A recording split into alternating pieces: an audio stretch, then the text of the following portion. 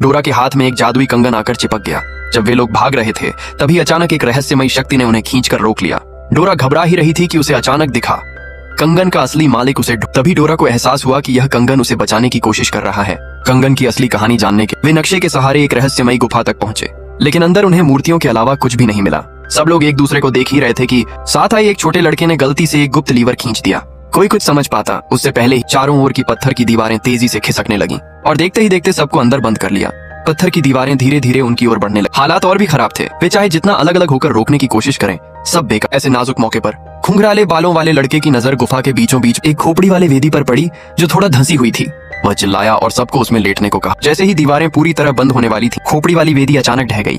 जब सबको होश आया तो सामने का नजारा देखकर वे दंग रह गए। उनके सामने एक ऐसा प्राचीन जंगल था जो उन्होंने पहले कभी नहीं देखा था, और जंगल के बीचों बीच खड़ा था वही इमारत जिसकी वे तलाश कर रहे थे, सोने का शहर। लेकिन सोने के शहर में घुसना आसान नहीं था।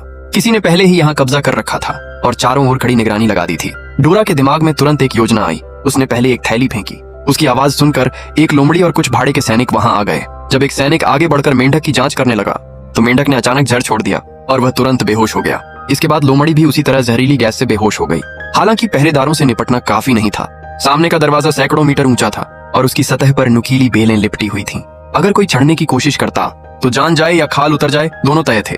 सब लोग फिर से फंस गए। तभी चांदनी जमीन पर पड़े पत्थरों पर पड़ी। अचानक उन पत्थरों पर अलग अलग निशान उभर आए। सब समझ गए यही दरवाजा खोलने की चाबी है। उन्होंने संकेतों के मुताबिक सही लीवर चुने और एक साथ उन्हें खींच दिया। अगले ही पल विशाल द्वार धीरे धीरे खुलने लगा। दरवाजे के अंदर पहुंचते ही डोरा ने एक छोटे बंदर को छत की ओर चढ़ने को कहा और खुद टॉर्च से चारों तरफ रोशनी डालकर हर कोने की जांच करने लगा।